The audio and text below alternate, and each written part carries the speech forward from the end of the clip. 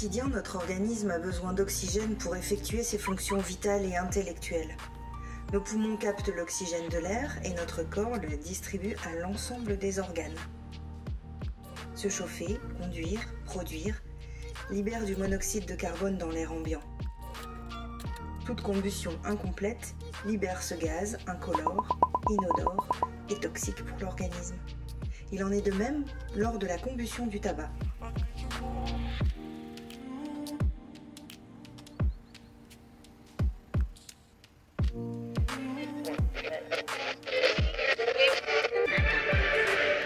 La France compte 12 millions de fumeurs réguliers, ça reste beaucoup, hein, malgré les campagnes de prévention, les prix qui augmentent d'année en année. Et avec le mois sans tabac qui commence aujourd'hui, eh bien, on va essayer d'arrêter avec notre invité. Bonjour.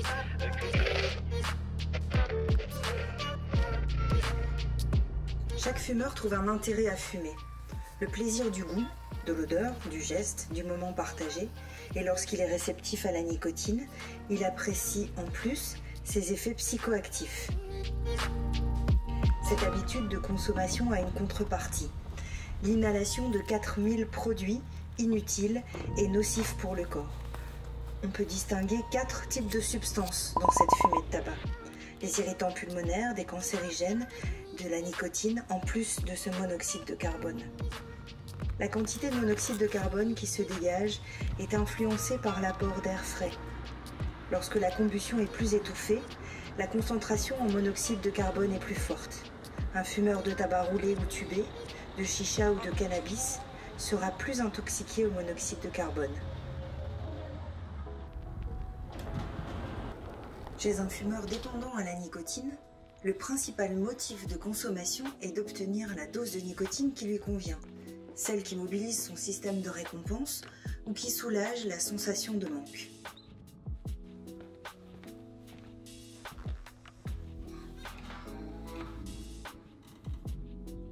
Le fumeur modifie sa façon de fumer en inhalant plus profondément ou en gardant la fumée plus longtemps dans ses poumons pour obtenir la dose adéquate de nicotine. C'est ainsi que le monoxyde de carbone inhalé va prendre la place de l'oxygène dans le sang en se fixant sur l'hémoglobine. La carboxyhémoglobine se diffuse alors à l'ensemble de l'organisme.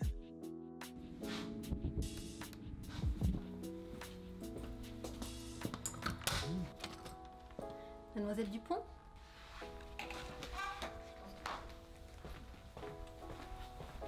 Bonjour. Bonjour. Allez-y, je vous en prie. Oui.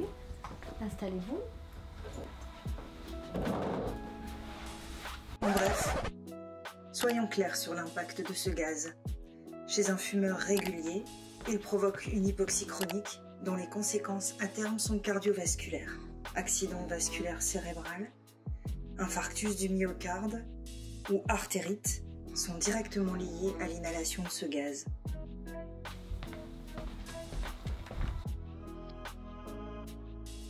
Après passage dans le sang, l'organisme se débarrasse du monoxyde de carbone comme tout déchet.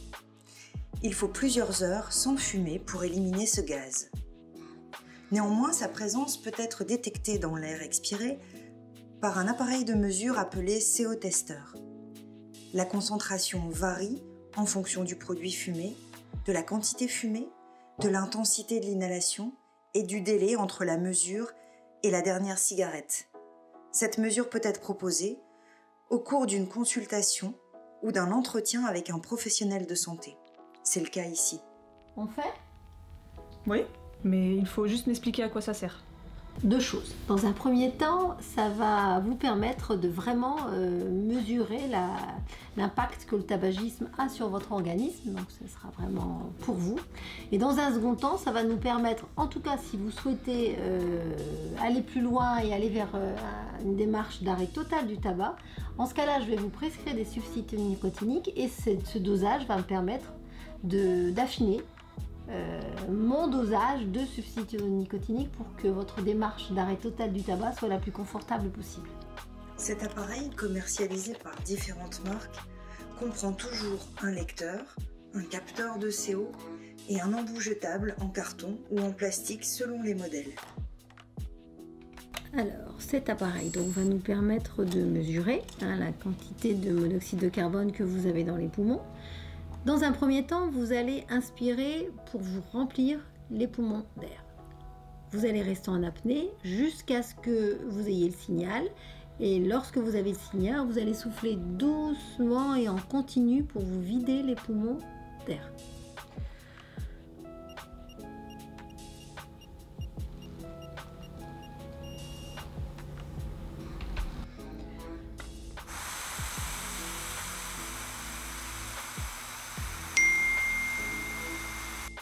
Le résultat donne une mesure en partie par million ou ppm. Un non-fumeur peut obtenir un résultat entre 0 et 5 ppm. L'intoxication modérée se mesure entre 5 et 12 ppm. Au-delà, il s'agit d'une intoxication liée au tabagisme actif des 8 dernières heures. De façon empirique, on note 1 ppm pour une cigarette fumée. Mais la mesure la plus fiable sera prise entre 10 minutes et 1 heure après la dernière cigarette fumée.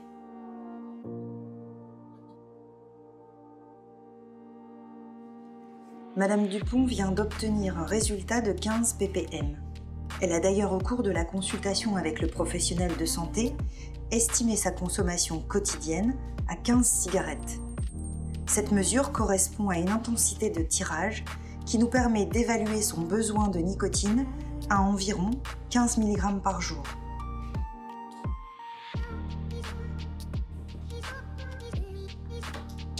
Bonne journée. Bonne continuation. Merci. Bon courage à vous. À bientôt. Quelques pistes pour exploiter la mesure avec une déclaration de consommation différente. Pour un même résultat, si la consommation quotidienne est inférieure à 15 cigarettes, la mesure révèle une intensité de tirage et une dépendance à la nicotine importante. C'est le cas chez les fumeurs qui optent pour une réduction du nombre de cigarettes avant un sevrage complet. C'est aussi le cas chez les fumeurs de roulés ou de cigares dont la fumée est plus concentrée en monoxyde de carbone. Dans ce cas, lors d'une prescription de substitution nicotinique, pour éviter tout sous-dosage, il sera judicieux de proposer plusieurs formes galéniques. A l'inverse, si avec le même résultat la consommation quotidienne est supérieure à 15 cigarettes, il peut s'agir d'une dépendance comportementale, gestuelle, pour laquelle le fumeur inhale peu. Il extrait alors moins d'1 milligramme de nicotine par cigarette. Son besoin en nicotine sera alors inférieur à 15 mg par jour. En résumé, la mesure du monoxyde de carbone dans l'air expiré est une mesure rapide, non invasive et objective de l'intoxication au monoxyde de carbone d'un fumeur. Elle est réalisable par tous les professionnels de santé équipés.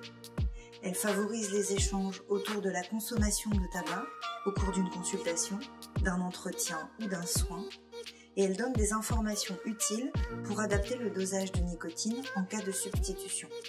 Elle valorise également les sevrages, même momentanés, puisque le taux de monoxyde de carbone baisse rapidement. L'amélioration de l'oxygénation est le premier bénéfice à l'arrêt de la consommation du tabac.